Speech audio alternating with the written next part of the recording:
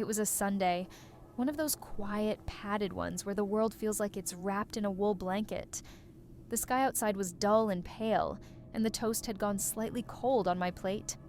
We weren't really talking, just sort of breathing, in the same room. Then Mum reached into her bag and slid something across the table toward me. It was wrapped, neatly, too neatly, with tissue paper and a ribbon that didn't suit the kitchen. She said, too casually, "We saw this and thought of you." That's when I knew. Not because I'm psychic, but because I've lived in that house long enough to read the real messages. I peeled back the paper slowly, already bracing. And there it was. How to grow up. 100 practical steps to take before it's too late. A hardback. Shiny cover. Embossed letters like it was proud of itself. I didn't say anything for a moment. The room tilted slightly. My dad cleared his throat and reached for the marmalade. Mum was watching me with that hopeful smile she uses when she's asking if I've heard back from any jobs yet. I ran my fingers over the title and tried to laugh. Bit on the nose, isn't it? But my voice came out thinner than I meant. "Oh, it's just full of practical advice," she said, taking a sip of tea like we weren't suddenly standing on opposite cliffs. Things like how to budget, how to set goals, how to move out. It's actually very helpful. I nodded, said thanks. I always say thanks, even when I don't mean it, especially when I don't mean it. They didn't mean to hurt me. That's what I kept telling myself later. But they also didn't ask if I wanted their help. They'd looked at me and decided something was wrong, that I was stuck, wasting time, failing. The worst part is, they weren't entirely wrong. Back in my room, I set the book on my nightstand and stared at it like it might blink first.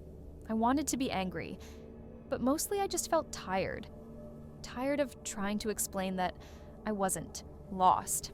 I just didn't have a map that looked like theirs. I didn't open it that night. I just lay there, feeling the quiet press in around me, like the house itself was disappointed. I wanted to be anywhere else. I didn't tell anyone about the book. It sat on my nightstand like a dare. Every time I reached for my phone, or a cup of tea, or just glanced that way, it was there, glaring without eyes, judging without a voice. The longer I ignored it, the louder it felt. But I still didn't touch it, not for a week. Instead, I drifted. Watched too much telly with the sound low, opened job sites only to close them minutes later. Tried to write a cover letter and ended up Googling how to sound like you know what you're doing. I walked, past mirrors quickly, avoided eye contact with my own reflection. It's not like I was doing nothing. I showered, I ate, I even helped Mum load the dishwasher. But it wasn't enough, not the kind of enough they wanted, and somehow, even doing the small things made it worse, like pretending to be functional only highlighted the gaps. On Thursday, I overheard them talking in the kitchen. I hadn't meant to listen, but I'd gone downstairs for water and froze in the hallway when I heard my name. "She's drifting," Mum said quietly. "We can't just keep waiting for her to get it. Together." "She's 22, Dad replied. "Maybe she just needs time." There was a pause. And what if time isn't enough? I tiptoed back up the stairs, glass still empty. That sentence followed me all the way back to bed. I lay there staring at the ceiling, wondering what enough looked like. A flat of my own, a full-time job, a mortgage, and a reliable set of mugs. That night, I finally opened the book. Page 1. Adulthood isn't a moment. It's a series of decisions you make when no one else is watching. I laughed, but not because it was funny, more like the laugh you give when you trip in public. And pretend it didn't hurt. The next few pages were full of lists. Lists about budgeting, self-discipline, networking, laundry, taxes, job interviews. I hated how sensible it all sounded. How familiar. Like a version of the voice in my head, just tidier. And that's when it hit me. This wasn't just a guide. It was a blueprint. One they wanted me to follow, step by step, like a child putting together flat-pack furniture. Neat, predictable, measured, except I'd never fit in their neat little diagrams. Not really. I was always the weird piece left over. I closed the book halfway through chapter 1, not because I was bored, because it was starting to make too much sense, and I Wasn't sure if that scared me more or less. I didn't sleep that night. The words from that book, it was like they burrowed in. Not just the sentences, but the tone. Calm, instructional, unwavering. It had this eerie confidence, like whoever wrote it had never once doubted their life. Choices. As if adulthood was a club you could enter if you just followed the checklist. I wanted to be angry at it. Instead, I just felt itchy, restless, like something inside me was being rearranged, and I didn't get a say. The next morning, I put on jeans. Real ones, not joggers. I brushed my hair properly and even put on mascara. Not for anyone, not for a job interview, not for a selfie. Just because I needed to feel awake, solid, like a person. Mum noticed at breakfast. Her eyes flicked to my face, then down to my clothes. "You're up early," she said. "Neutral. Careful." "Couldn't sleep," I replied, stirring cereal that had long gone soggy. "Had things on my mind." Neither of us said what kind of things. She cleared her throat. "Your dad and I were thinking, if you wanted, we could help you look at some courses or temp agencies." I nodded, too quickly. It wasn't a lie exactly. I had been thinking about all of that. But something had shifted, and I didn't know how to explain it, not even to myself. I didn't want to talk about courses or jobs or interviews. I wanted to talk about the why everything felt like walking through glue, why opening that book had left me breathless. Instead, I said, "Sure, that could be useful." Later, that day, I finished the book. All of it, in one sitting. My tea went cold, my legs fell asleep, I didn't move until the last page. There was nothing dramatic about the ending. No great insight, no revelation, just a quiet summary. Growth is a choice you make every day. It is not linear, it is not glamorous, but it is yours. I closed the book with trembling hands, because I knew in that exact moment I couldn't stay. Not here, not like this, not as someone trying to prove I was making progress just to keep people calm. It wasn't that I didn't love them. I did. But love wasn't fixing the part of me that felt frozen. And reading that book, reading their message, I realized something they hadn't. They thought I was lost. But really, I was trapped. And the scariest part? I had no idea what I was about to do, just that I needed to go, to disappear, to figure it out somewhere else. And so, quietly, without drama or shouting or tears, I made the decision that would change everything. I was going to leave. I didn't pack much. A backpack, mostly, jeans, jumpers, underwear, my old journal, and a half-dead pen, headphones, the charger I always lost track of. I stared at the spine of that book, How to Grow Up, for a long time before finally sliding it in two. It felt important to take it, like proof, like something I might need to look at later, when all of this started to feel like a mistake. Leaving wasn't dramatic. It wasn't storming out or slamming doors. It was quiet. Cowardly, maybe. But I couldn't face them. Not with what I was about to do. I wrote a note. 2 lines, scribbled in the half-dark while the house was still asleep. "I'm okay. I just need time. Please don't look for me. Love, M." I left it on the kitchen table, right next to the cereal box.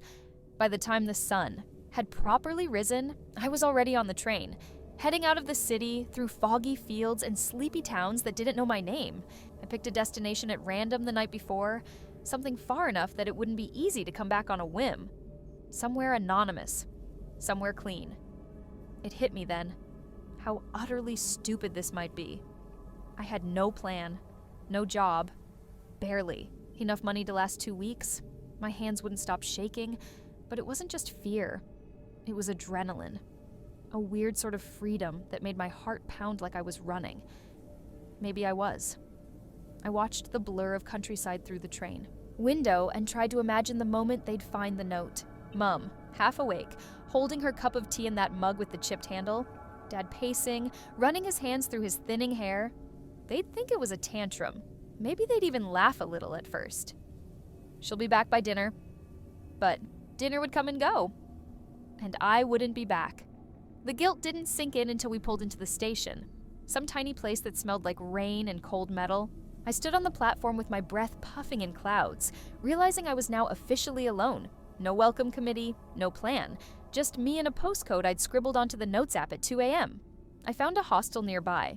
Cheap, slightly damp walls. Thin as paper. I paid in cash and didn't give my full name. That first night was the loneliest of my life, but I didn't cry. Not because I wasn't scared. I was terrified. But for the first time in months, the fear felt alive, not heavy. It wasn't the kind that sinks into your bones. It was the kind that buzzes under your skin and tells you, something's about to happen. And I didn't know what that something was. But I was ready to find out. It's funny, really, how much you can get done when no one knows where you are. How you can suddenly become a person you don't recognize when there's no one to remind you who you were before. I woke up early. The next day, the hostel room still pitch dark, but I didn't sleep well. I spent the night tossing, a restless thought looping through my mind. What now? I had no idea what now was. So I did the only thing I could think of. I went out. I left the hostel with nothing but a crumpled map in my pocket and my phone switched off so no one could track me. It felt strangely liberating, walking through streets I didn't recognize, not knowing what would happen next. No schedules, no expectations. Just me, a bit lost, a bit found. The city felt distant, like it wasn't real, like I had stepped into a parallel world, one where I could erase everything from before. It felt like a movie, one where I had the main role, and for once, I wasn't a supporting character in someone else's story. I spent the next few days figuring out the basics, where the grocery store was, which coffee shop had the best flat whites, how to avoid the groups of tourists, and keep my head down. In a place like this, no one expects to see the same face twice. No one asks your name, not really. And I liked that. I liked how simple it all was. If I didn't want to be seen, I could disappear in plain sight. After a few days of this, I found a job. Well, found might be a bit of a stretch. It was more like I stumbled across it. A cafe tucked into the corner of a side street, barely visible unless you were looking for it. I walked in, saw a notice for a barista position, and asked if they were still hiring. The manager, Emma, which I thought was funny, looked at me, sized me up for a moment, then gave me an apron and told me to start that afternoon. I didn't know the first thing about making coffee, but I figured it out. My hands worked without me thinking too much, pulling shots, steaming milk, serving coffee like it was my calling. I think she could tell I was just trying to blend in, not make a scene. There was something about me, something off, and I think she understood that too. By the end of the week, I'd stopped feeling like a stranger in the city. The buzz of the cafe, the hum of the espresso machine, the chatter of regulars who didn't know my name but smiled at me anyway, it all started to feel familiar. I hadn't thought about the book much in those first days. But of course, that's when it crept in, when I least expected it. One night, as I cleaned up at the end of my shift, the question popped into my head. What did that book mean? It wasn't just a gift. It was a push. It was a shove. And in that moment, I knew my parents hadn't been wrong to give it to me. They were just ahead of the curve. They saw something in me before I could see it myself. But I wasn't sure I was ready to confront it yet. The city was becoming my refuge. I was finally doing what I'd been too afraid to do at home. Facing the unknown. Facing myself. And every day, every shift at the cafe, I got a little bit closer to answering the questions I'd been running from. I don't know when I started feeling like I was becoming someone else, but it hit me one morning as I poured over a cup of coffee that I'd made myself. No one had ever taught me to make coffee. Yet, here I was, in a foreign city, making perfect lattes and feeling strangely accomplished. I wasn't sure how it happened, but something had clicked inside of me. I was no longer the girl who'd fled home, uncertain and confused. The girl who felt suffocated by expectations, trapped in the corridors of a life she never chose. I was finding my rhythm, and with it came a strange sense of peace. At the cafe, Emma had become something of a mentor to me. She was sharp, direct, but always had a little smirk on her face when I asked questions. "Don't overthink it," she'd tell me when I made a mistake. "Just let it flow." And she didn't just mean the coffee, she meant life. It felt easier to breathe here. There were no expectations hanging over me, no invisible strings pulling me in every direction. When I walked out of the cafe, it was into a world of possibilities. And no one knew my past. No one expected anything from me other than to show up and do my job. It was simple, clean, and for the first time in months, I wasn't feeling the weight of my parents' expectations on my shoulders. But that doesn't mean it was all perfect. Sometimes when I closed my eyes at night, I'd hear the sound of my mother's voice asking me why I'd done it, asking what I was really running from. And for a long time, I didn't have an answer. I remember one night, just after I'd finished my shift, stepping outside into the cool air, and there it was again. The thought. The thing I'd been pushing aside. My parents. What would they think if they knew I was here, living like this? Would they still believe that I was lost? Or would they finally see that I was trying to find my way, even if I hadn't yet found all the pieces? I stared up at the city skyline, trying to make sense of everything. The city lights twinkled like they held a secret I wasn't privy to. Everything felt so far away. My old life, my family, even the book they gave me. It felt distant, like it was part of someone else's story now. But the thing about running is, no matter how far you go, a part of you always stays behind. I couldn't help but wonder if I was really as far gone as I like to think I was. Or if, deep down, I was just trying to outrun something that would always find me. I didn't want to think about that. Not yet. So I just kept walking. I kept moving deeper into the city, into the rhythm of the life I was building. And with every step, the answer seemed to slip further away, like the horizon I kept chasing, always just out of reach. At the cafe the next morning, I found myself serving a regular who'd started coming in more often lately. His name was James, and he'd struck up a few casual conversations with me over the last week. He was a writer, he said. He came to the cafe to work, to be distracted enough to focus. One morning, as I handed him his coffee, he stopped me with a question that caught me off guard. "You ever think about what's next?" he asked, looking at me with an almost intense curiosity. I almost laughed. What's next? I hadn't thought about it in ages. I had just been living, existing, surviving the day. "I'm not sure yet," I said, a bit too quickly, "but I think I'm finally figuring it out." James smiled like he could see through my answer, but he didn't. Push. Instead, he left me with a strange sense of unease. The question still hung in the air. What was next? Was I really figuring it out, or was I just running from it all? It didn't matter, I told myself. Not yet. I closed the door of the cafe. That night, the weight of the question following me like a shadow, but I didn't have to answer it. Not yet. I'd always thought that when you leave everything behind, you could start fresh.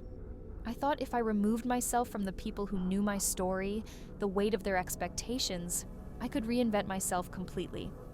But somewhere between the cafe and the late-night walks through the city streets, I began to realize something.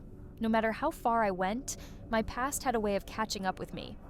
It wasn't the obvious things. It wasn't the phone calls or the messages from my parents, though they kept coming, silent reminders of the guilt that had been building ever since I left. It was the smaller things. Like how I caught myself humming the same song my mother always played when she cleaned the house, or how the smell of a particular brand of soap at a corner store would stop me dead in my tracks, taking me back to lazy Sunday mornings at home when I used to sit on the floor and sketch while my parents argued about something inconsequential. I tried to push those thoughts away, but no matter how hard I worked, no matter how many hours I spent perfecting lattes and chatting with customers, it was like the ghosts of my past were always lingering just around the corner, waiting to whisper in my ear. It was one of those late-night shifts when I saw him again. James had been coming in regularly for the last few days, his nose buried in his laptop, scribbling notes in the margins of his pages. We'd exchanged small talk before, but that night, as the cafe was closing, he asked if I wanted to grab a drink. I hesitated. I didn't know much about him, just that he was a writer who'd left the city for something quieter, trying to get his next novel started. He'd been here long enough that I'd begun to feel like I knew him in some small way. But something about the invitation felt too personal, too sudden. But I agreed anyway. Maybe I was craving the company, or maybe it was the need for distraction. Either way, I found myself walking with him through the dimly lit streets toward a nearby pub, the kind with a low ceiling and old wooden floors that creaked when you walked. We didn't talk much at first, just exchanged the usual pleasantries. But after a couple of drinks, the conversation turned toward writing, and then, inevitably, toward life. "So," James said, leaning back in his chair, his eyes glinting in the candlelight.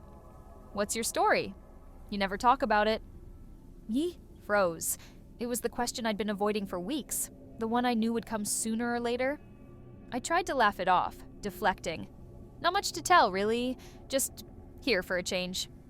James raised an eyebrow. "That's it? You just woke up one day and decided to leave everything behind?" I nodded, but the weight of the answer settled heavily in the pit of my stomach. I wasn't sure if I was lying to him or myself. It wasn't just that I left everything behind. It was that I was running. From what?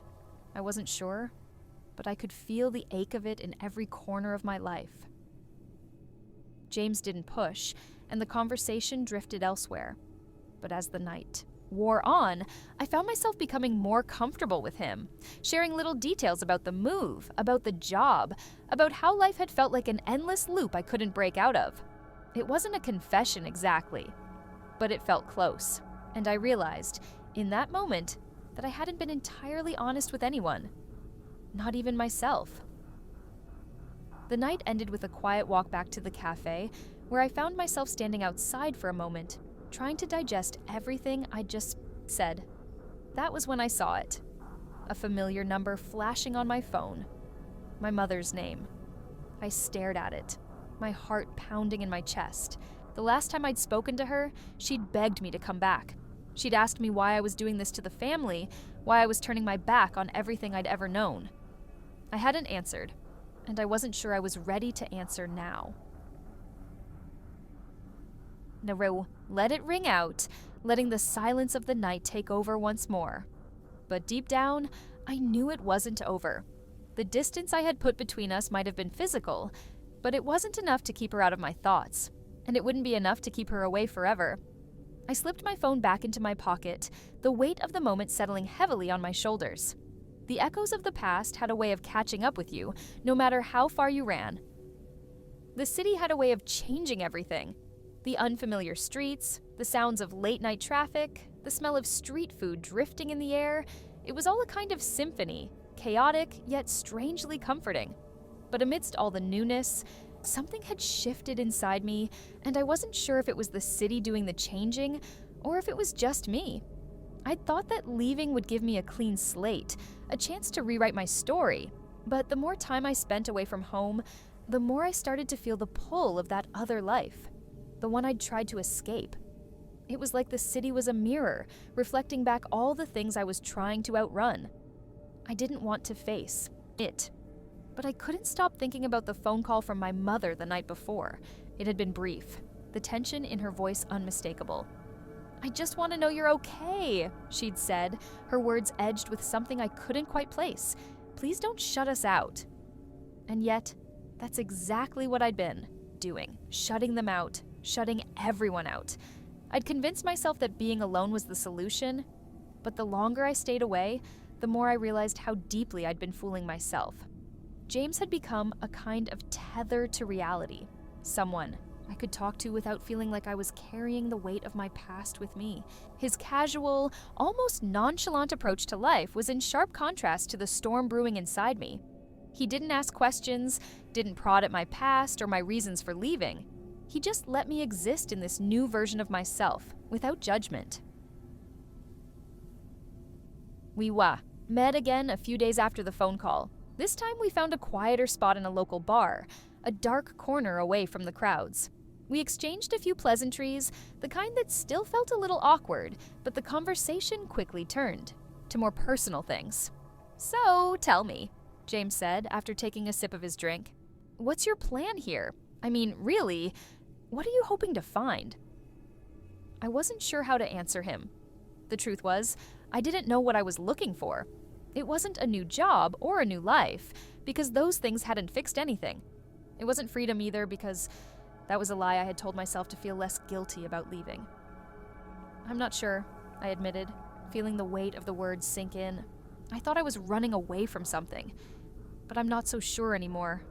Maybe I'm just lost.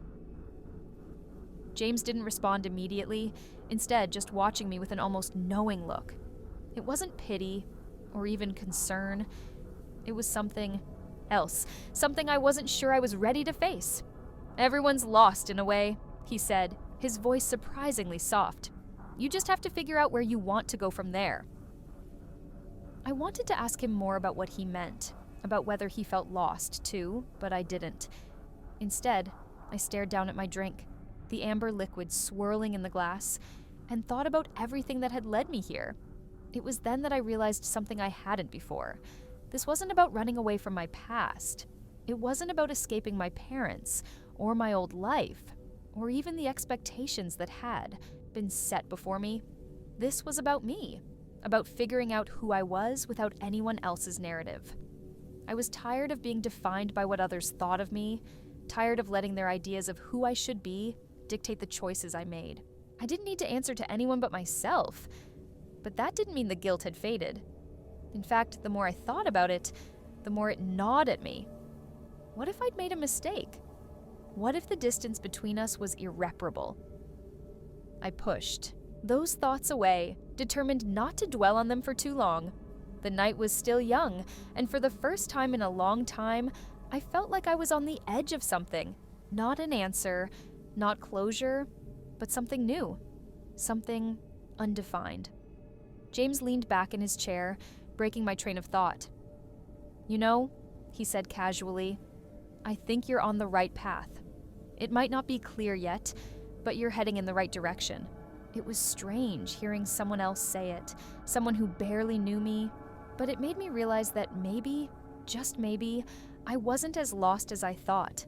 I wasn't looking for something outside of myself. I was looking for the strength to finally face what had been inside me all along. I didn't know what tomorrow would bring, or the day after that, but for the first time in weeks, I felt like I had the tools to figure it out. The morning after the conversation with James, I woke up to the sound of my phone buzzing relentlessly on the nightstand. I reached over and groggily grabbed it, squinting at the screen.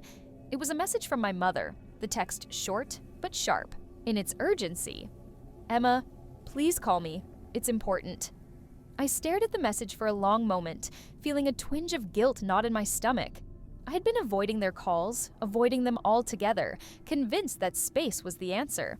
But it wasn't just space they needed. It was a connection. And somewhere along the line, I'd severed that thread. I took a deep breath and dialed her number, my heart hammering against my ribs as I listened to the rings. Emma, she answered, quickly, her voice tight, laced with emotion. Where are you? Are you okay? We've been trying to reach you. I could hear her trying to mask her worry, but it was there, unmistakable. I had never been good at hiding my feelings, and in that moment, it was clear that she could hear it in my voice too. I'm fine, I said, my words coming out more hollow than I intended. Just sorting things out. I didn't want to worry you. Emma, she said again, her voice softer now, but still holding an edge. You didn't have to go. You could have talked to us. You didn't have to do this on your own. There it was, the crux of it. They thought I was running away. They thought I was lost, spiraling into something darker than I was willing to admit. But the truth? I wasn't running away from them. I was running towards something. I just didn't know what it was yet. I didn't know how to talk to you, I confessed, feeling the weight of the words, each one heavier than the last. I thought I needed to figure it out on my own. Her silence on the other end was enough to tell me that my words had landed. She didn't understand, not yet, but she was trying. She had to. You're not alone in this, Emma, she said finally. You never were. I closed my eyes, feeling a tear slip down my cheek. I hadn't realized how badly I needed to hear that, how badly I needed to hear that I wasn't alone, even when I felt so deeply isolated. "I know," I whispered, my voice breaking for the first time in weeks. I need time. I need to find my own way. But I promise I'll be okay." The conversation ended with a promise to talk again soon, but something had shifted. The walls I'd built around myself, thinking they were for protection, were starting to crack. Maybe it was time to let someone in again. After hanging up, I sat on the edge of my bed, the morning sun filtering through the window, casting light on the city outside. I had always thought that growing up meant leaving everything behind, leaving home, leaving my past, leaving the people who didn't understand me. But I was beginning to realize that growing up wasn't about running. It was about accepting the things you can't control, the things you can't leave behind, and learning how to move forward with them instead of in spite of them. I spent the next few hours reflecting, my mind swirling with thoughts about my parents, about the life I'd left behind, and about the life I was slowly building here.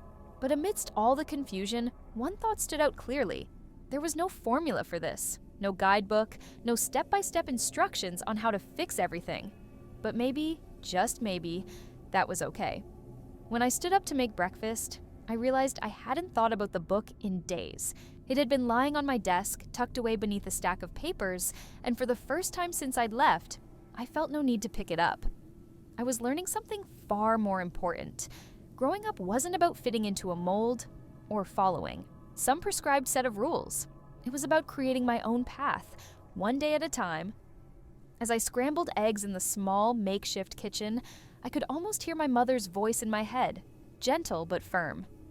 "You're not alone in this, Emma." And maybe, just maybe, I was starting to believe it. It had been weeks since I last spoke to my parents, and despite the growing tension in the back of my mind, the silence felt strangely comfortable.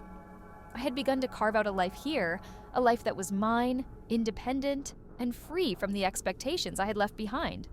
But there was a subtle dissonance in the air, a feeling I couldn't shake no matter how much I tried to push it away.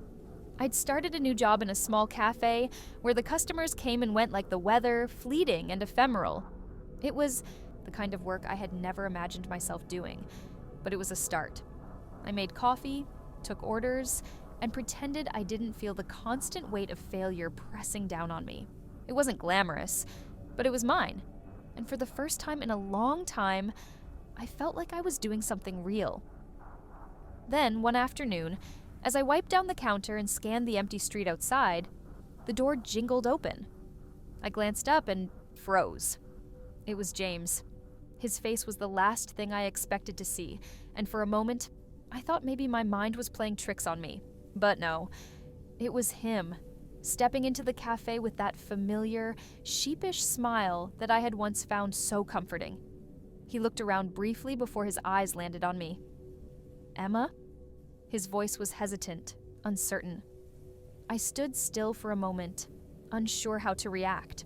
There was a knot in my stomach, a strange combination of relief and dread. I hadn't spoken to him since the night we talked about my parents, since I made that decision to leave. I had expected him to fade into the background of my life like so many others had, but here he was, standing in front of me as if nothing had changed. "James," I said softly, my throat suddenly tight. "What are you doing here?"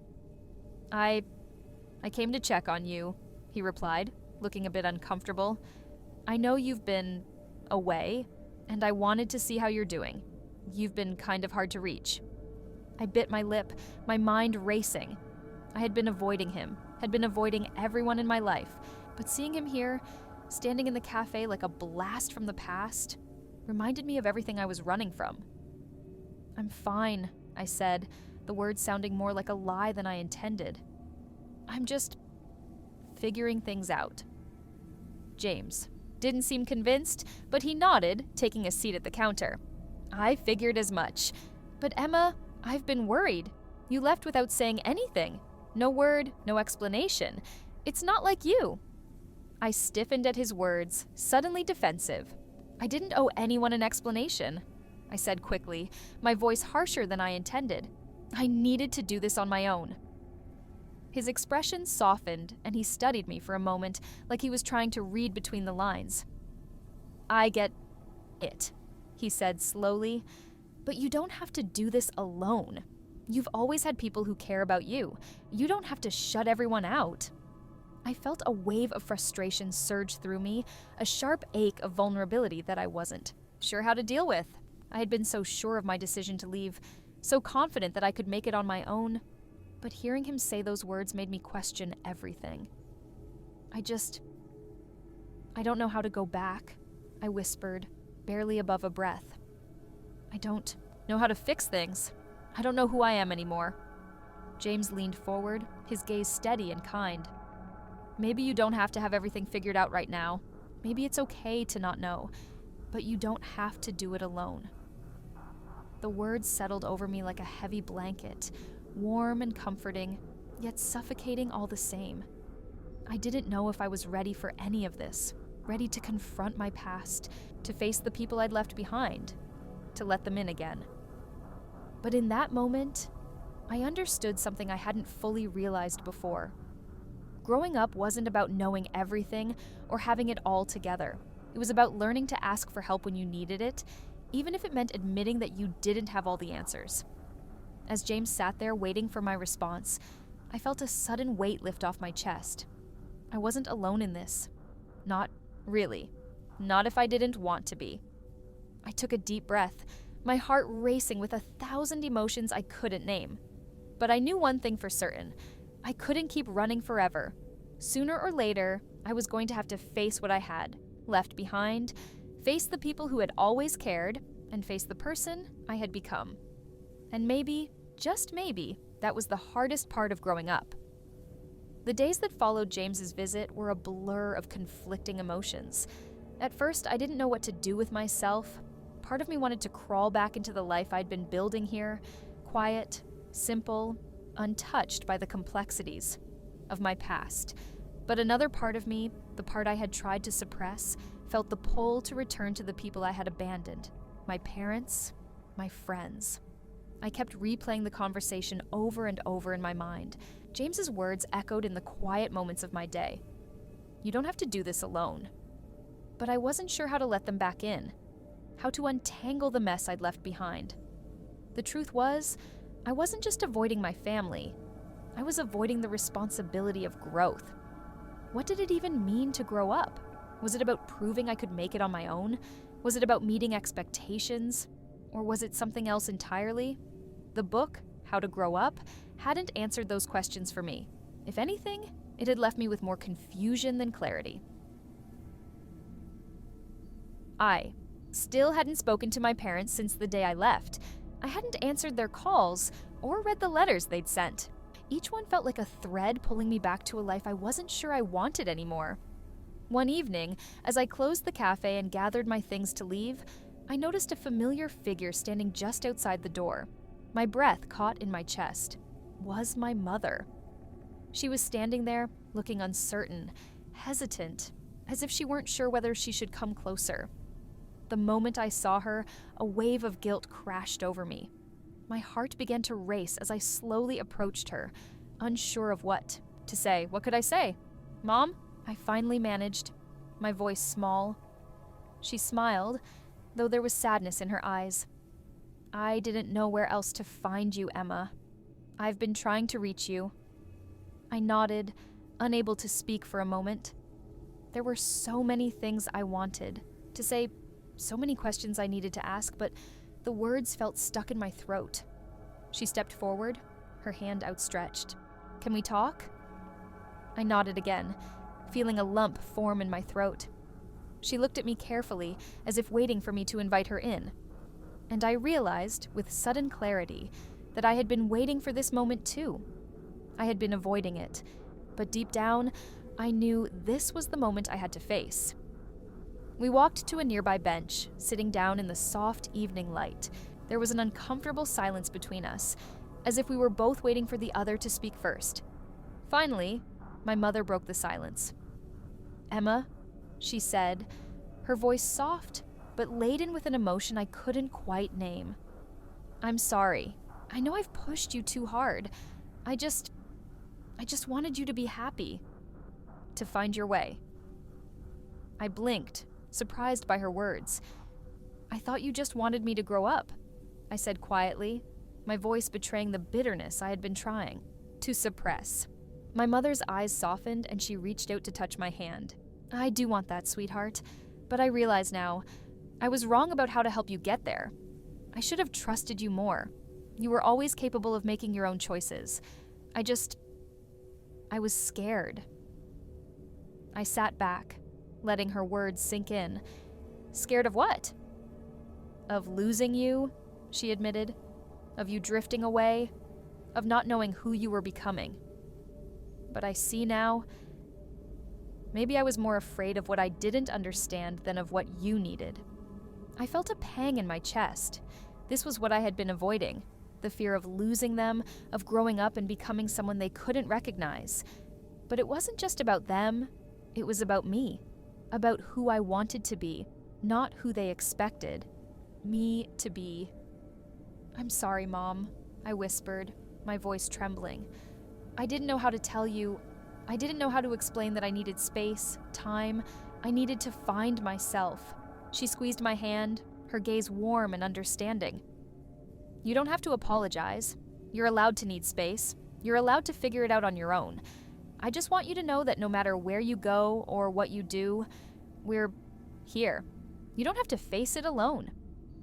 I let out a shaky breath, a mix of relief and guilt flooding me all at once. The truth was, I didn't have all the answers. I wasn't sure what the future would look like, or if I even had a clear sense of who I was yet. But one thing had become clear. I couldn't keep running away from my past, from my family, from the people who loved me. And in that moment, I knew I had a choice to make. I could keep pushing them away, keep living this half-life, distant, from the things that mattered most. Or I could take a deep breath, face the mess I had created, and try to rebuild something that was real, something that allowed me to grow without losing myself in the process. For the first time, I felt a flicker of hope. Maybe growing up didn't mean sacrificing everything I had ever known. Maybe it was about learning to embrace who I was, even if I didn't have all the answers yet. My mother sat beside me in silence for a moment before speaking again, her voice gentle but firm. We'll figure it out, Emma. Together. And just like that, for the first time in a long while, I believed her. Returning home felt wrong, as though I no longer belonged in the place that had once been everything to me. The thought of facing my parents after everything was unsettling, yet here I was, standing outside their door. I hesitated, my hand hovering over the doorbell. The familiar hum of the television echoed through the walls, a reminder of the ordinary life that had continued without me. Had they even noticed I was gone? Or had they simply moved on, assuming I wouldn't come back? The door opened, and there stood my father, looking at me for a moment before recognition hit him. His expression softened, though it didn't completely hide his surprise. Emma, he said, his voice quiet. You're home. I nodded, unsure how to respond, unsure if I was ready for this, but there was no turning back now. Can I come in? I asked, my voice barely audible. My father stepped aside without a word, a gesture that felt more welcoming than I expected. Of course.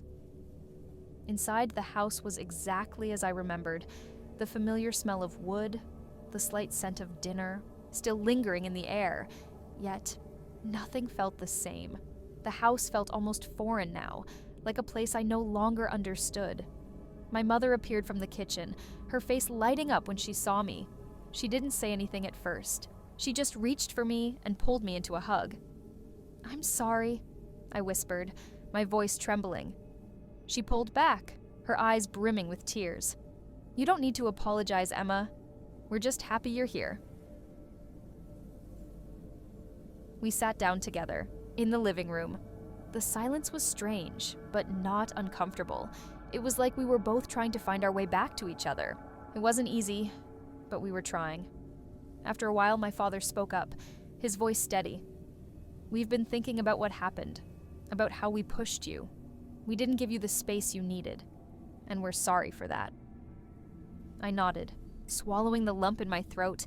I hadn't expected them to understand so quickly, but there it was, an apology, even if unspoken. "I've been scared too," I admitted quietly, scared of not knowing what I'm supposed to do, who I'm supposed to be, scared of growing up. My mother's expression softened. "It's okay to be scared. We all are, but we just want you to know that you don't have to have everything. Figured out right now. You're allowed to take your time." The words settled in me like a quiet relief. It was the first time in a long while I didn't feel so much pressure to get everything right immediately. Growing up didn't have to mean being perfect or having every step of my life planned out. It was about learning to navigate it one moment at a time, even if it was messy. "I don't know what the future holds," I said, looking at them both, "but I think I'm ready to try. I don't want to run away from growing up anymore." My father smiled softly. "You don't have to have all the answers now. Just take it one step at a time. We'll be here." As I sat there, a sense of calm washed over me. I didn't need to have it all figured out yet. Maybe growing up wasn't about achieving some ideal. Maybe it was about accepting that I was still becoming who I was meant to be, and that was enough. And for the first time in a long while, I realized that the fear I'd felt about growing up wasn't as overwhelming as I had imagined. I wasn't losing myself. I was simply changing, and that was okay. The days following my return home passed in a blur. The house felt different now, not in the way that something has changed, but in the way you grow into a pair of shoes that used to pinch. It was as though I could see things more clearly, with a distance that allowed me to appreciate what I had once taken for granted. The conversation with my parents had been a turning point. They no longer seemed so distant, so judgmental, but more like people who were navigating their own fears and insecurities. They had let go of their expectations and were learning to accept me as I was, not as they had hoped I would be. But in return, I had to let go of the anger I'd been carrying. Anger at them, at myself, at the world for putting so much pressure on me. For the first time in a long while, I felt like I could breathe. But life wasn't as simple as just returning home. It wasn't a magical reset. I knew I couldn't just settle back into my old life. The questions still hovered in the air, unanswered, and the uncertainty loomed larger than ever. But there was something different about this uncertainty. It didn't feel like a void I had to fill immediately. It was a space to grow, to explore, to learn. A few weeks after I returned, I found myself sitting at the kitchen table with a cup of coffee, looking out the window at the street outside. I had to admit, I wasn't entirely sure what I wanted to do next. I had toyed with the idea of going back to school, picking up where I left off, but that didn't feel like the answer. It felt more like a placeholder, a way to distract myself from the bigger question. Who was I really? That was the question that kept me up at night, gnawing at me with a quiet persistence. Who was I meant to be? What did it mean to grow up? I had spent so much time trying to escape adulthood, trying to avoid the responsibilities that came with it, that I hadn't realized I was missing the point. Growing up wasn't about checking off boxes or following some predetermined path. It was about figuring out who I was, even if that process took time, and being okay with not knowing the answers immediately. One evening, after dinner, I sat down with my parents again. This time, the conversation felt less like a confrontation and more like a shared understanding. "I think I'm ready to take the next step," I said, my voice steady. "I don't know exactly what that step is yet, but I know I can't stay in this limbo forever." My mother smiled softly, her eyes brimming with pride. "You don't have to have it all figured out, Emma. You just have to keep moving forward, even if it's one small step at a time." I nodded, feeling a quiet sense of relief. I was still scared, still unsure, but I wasn't frozen anymore. I was ready to move, to start building something that was entirely my own. Over the next few months, I found myself exploring new paths, taking up an old hobby, diving into freelance work, and connecting with people who shared my interests. I didn't have a plan in the traditional sense, but I was discovering who I could be, without the heavy weight of expectations on my shoulders. The journey wasn't linear. There were moments of doubt, moments where I wanted to give up and go back to the way things were. But each time I remembered what my parents had said. Growing up wasn't about having everything figured out. It was about learning to live with the uncertainty and finding peace within it. I wasn't quite the person I was supposed to be yet, but for the first time, I felt okay with that. The future was still uncertain, but it no longer felt like a threat. It was just the next chapter of my story. And for once, I was ready to embrace it. The world outside had changed. Spring had settled in, turning the streets into a mosaic of green, yellow, and violet. I was out of the house more often than not, running errands or meeting new people, trying my hand at freelance projects I never thought I could do. It felt strange, both liberating and terrifying, this new version of myself. But something inside me had shifted, and that shift made the world seem a little more open. My parents still checked in on me, their concern unspoken but palpable. They weren't pushing anymore, but there were moments when I could feel them, watching me carefully, almost as if waiting for me to falter. I didn't blame them. The weight of the lost years, the time I had spent drifting, had left us all with unspoken words and quiet worries. But I was different now, and somehow I could feel them beginning to realize that. One afternoon, after a busy morning filled with phone calls and emails, I found myself sitting in the park. It was the same park I used to visit when I was younger, back when things felt simpler. The sun was warm, and I let the rays wash over me, closing my eyes for a moment, letting myself breathe in the air that smelled of grass and blooming flowers. I realized that I didn't have to have it all figured out. It was easy to get caught, up in the rush of expectations, to constantly feel like I was falling short. But now, sitting in the park, I realized that it was okay to take things one day at a time. The pressure had always been self-imposed, a product of my own fear and doubt. What mattered now was that I was moving forward. Later that evening, I sat down to call my parents. It wasn't the usual check-in conversation. There were no questions about what I was doing or what I planned to do next. Instead, we talked. We shared stories, laughed at silly things, and talked about my freelance projects. It felt so natural, so effortless. There were no walls between us anymore, no expectations weighing me down. It was just us, sharing a quiet moment together. After we hung up, I sat back and thought about the journey I had been on. It hadn't been easy, and there were still a lot of unknowns, but I had found my way. I wasn't in the same place I had been when I first left. The uncertainty was still there, but it no longer held the same power over me. I had learned to move through it, to keep going even when I couldn't see what lay ahead. The next morning, I decided to make another change. I booked a ticket to a city I had always wanted to visit, a place where I could explore new opportunities and meet new people. It wasn't about running away. It was about taking a step forward, a step that would allow me to grow, to discover more of who I was and what I wanted. As I packed my bag, I thought about the book my parents had given me. It had been a catalyst, a wake-up call, but in the end, it was more than just a message from them. It had been a reminder to take ownership of my life, to stop waiting for things to fall into place. I had to make things happen. I had to step into the unknown with courage, even when it felt overwhelming. I was ready. The future was still full of uncertainty, but it was also full of possibilities. And for the first time, I was excited to see where it would take me. The city was nothing like I'd imagined. It was bigger, louder, and more alive than I had anticipated. I arrived early in the morning, the sun just beginning to climb over the skyline, casting long shadows across the streets. The air smelled of fresh coffee, street food, and the sharp tang of the urban environment. I took a deep breath, feeling the weight of the moment. This was it, the next chapter.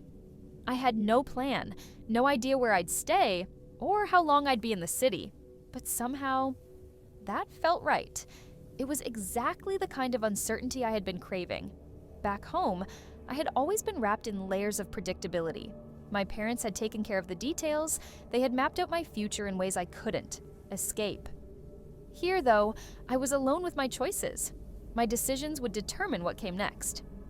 I wandered the streets for hours, just taking everything in. The crowd was diverse, the architecture stark and modern, with hints of history woven between the buildings. It felt like a city of possibility, a place where anything could happen. I was both overwhelmed and energized by it. By midday, I found a small cafe tucked away on a quiet street.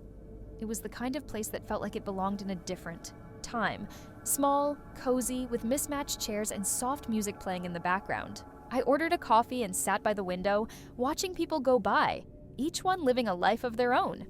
It was strange, in a way, to realize that the world didn't stop just because I was making changes. The world kept turning, regardless of whether I had figured things out yet. But that was okay. I spent the next few days getting acquainted with the city, visiting local markets, meeting people who seemed to understand my need for something new, something different. There was a freedom here I couldn't have found at home, and for the first time in a long while, I felt like I was truly myself. There was no pressure, no expectations, just the promise of whatever I wanted to make of this place.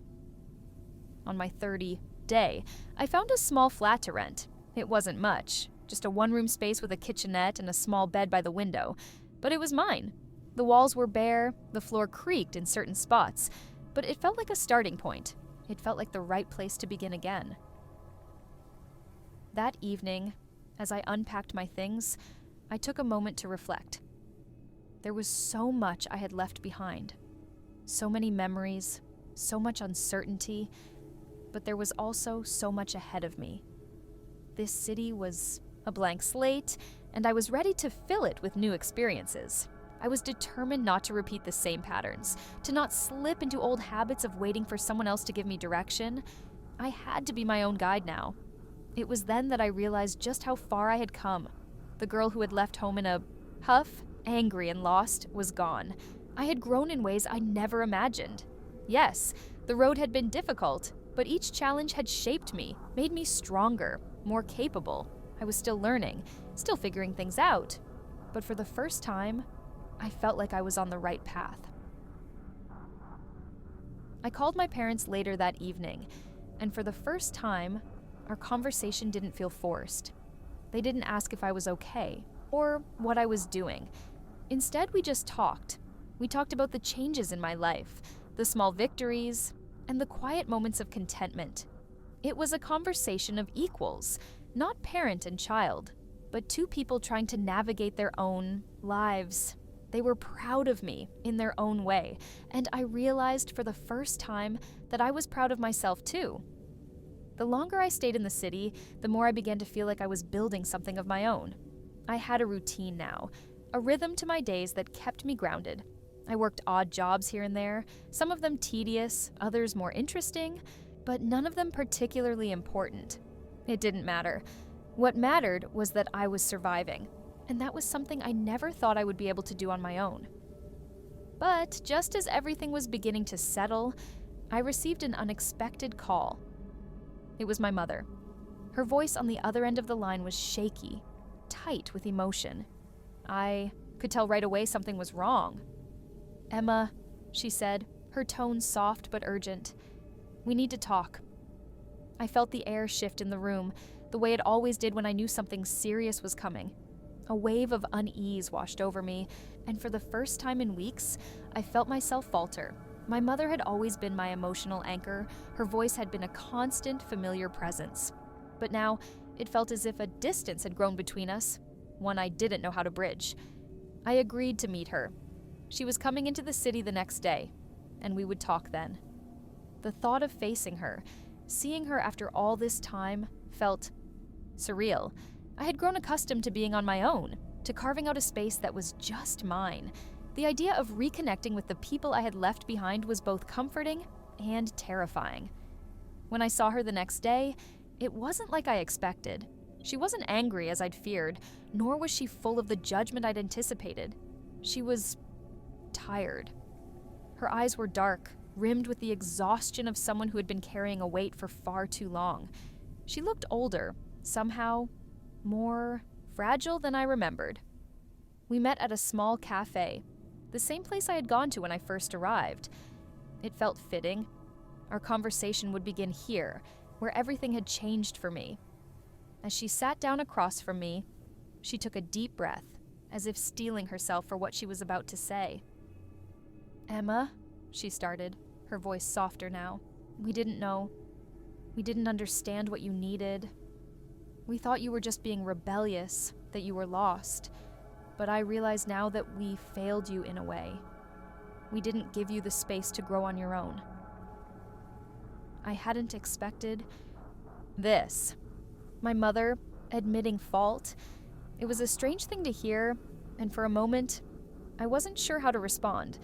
But the more she spoke, the more I understood. She wasn't just apologizing, she was giving me permission. Permission to be who I had become. Permission to continue down the path I had chosen. I could feel the walls between us beginning to crumble, slowly but steadily. My anger, my frustration from all those months, years even, melted away as she spoke. It wasn't about what had happened before anymore. It was about the present, about us trying to find a way back to each other, despite everything that had come before. "I've been thinking about that book we gave you," she continued, almost hesitantly. "I know it wasn't the right thing, not the way we gave it to you, but maybe we weren't wrong about what you needed. Maybe you do need to grow up. We all do. But that doesn't mean we can't still grow together." Her words hit harder than I expected. I had always seen the book as the catalyst for my escape, the moment they'd pushed me out of their world. But now, in this moment of raw honesty, I realized that it wasn't just a symbol of their expectations, it was their way of trying to guide me, even if they hadn't done it in the best way. It was, in its own flawed way, an act of love. I took a deep breath. Maybe I wasn't ready to hear it back then, but I am now. I think I've grown, but not just in the way you thought. I'm not just adulting, as people say. I'm learning who I am in ways I never had the chance to before. She nodded, her eyes welling with tears. "I think I'm starting to understand that, and I'm sorry I didn't see it sooner."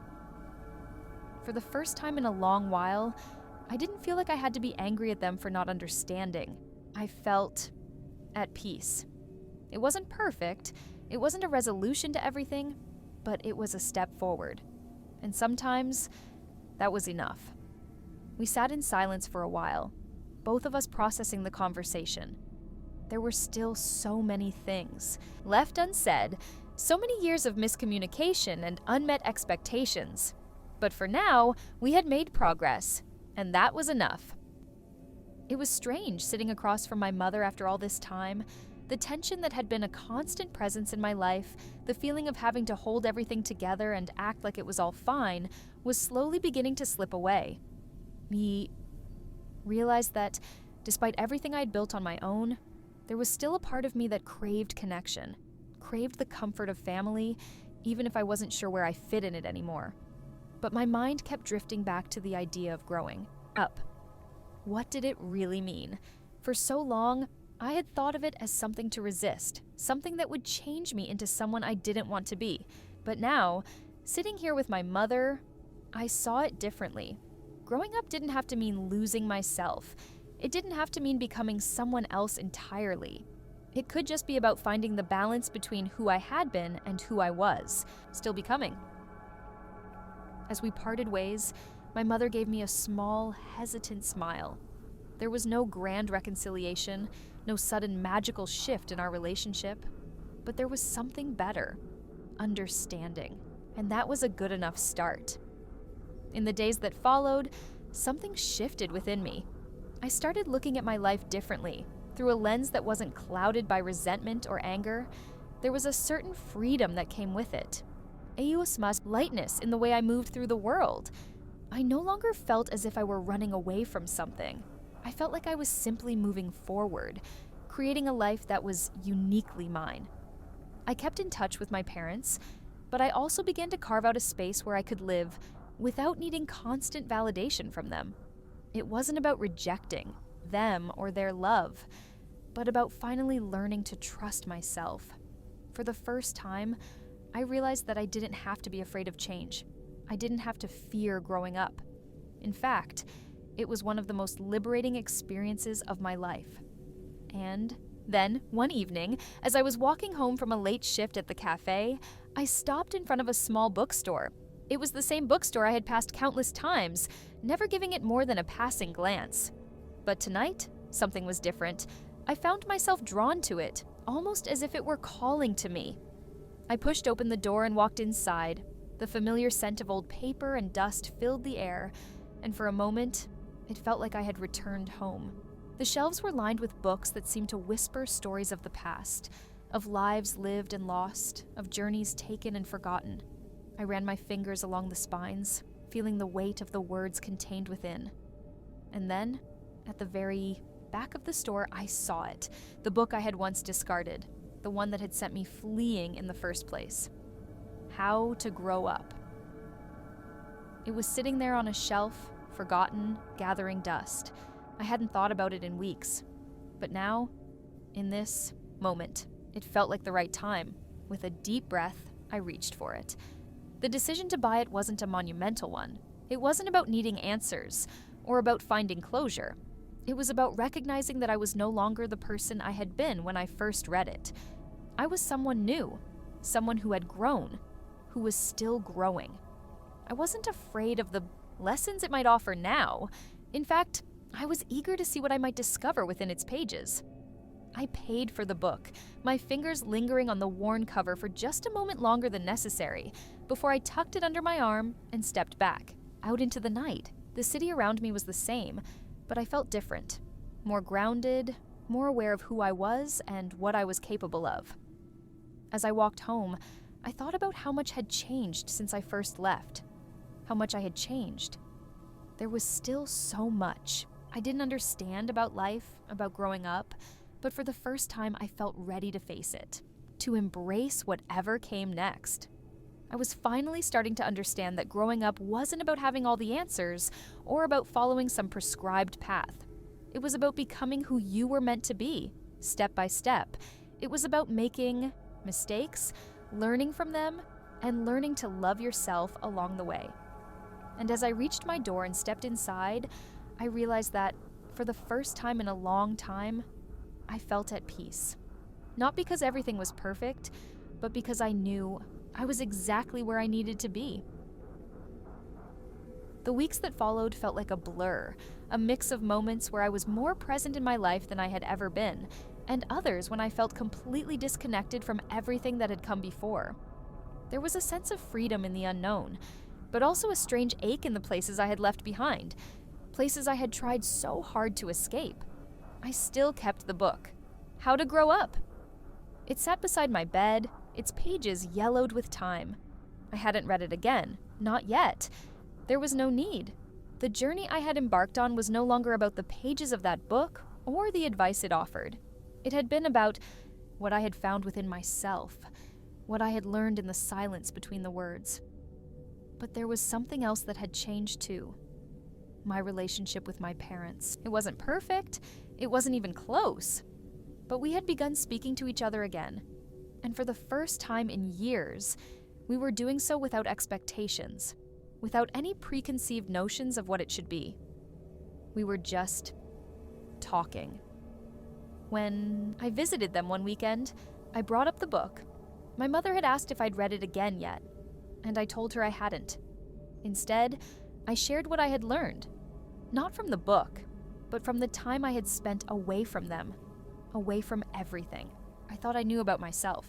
I told her that I understood now that they had been trying to push me in a direction, but they hadn't understood that the only person who could truly guide me was me. She didn't say much at first, just nodded slowly, and I could see the weight of the years lifting slightly from her shoulders. My father, quiet as always, seemed to consider it before speaking. "I never wanted to push you away," he said simply. "I just wanted you to stop feeling like you were lost. But maybe we were both lost." And in that moment, I realized something else. Growing up wasn't just about me finding my own way. It was about understanding the paths others had taken too. understanding that they were just as human as I was. They had their own struggles, their own ways of navigating the world, and perhaps they had been as uncertain about me as I had been about them. That weekend marked a turning point. It wasn't a grand resolution, not a sudden change in how we interacted or how we saw each other. But it was a start, a beginning. We still had our differences, but we were learning to meet each other where we were without expectations. In the days that followed, I found myself returning to the city I had left behind, to the life I had built from scratch. I didn't know exactly what the future held, but I had finally accepted that I didn't need to know. I had spent so much time trying to figure it out, trying to control the direction I was heading in. But I was beginning to understand that life wasn't a puzzle to solve. It was a journey to experience. And so, I kept walking forward. Each step felt lighter, easier.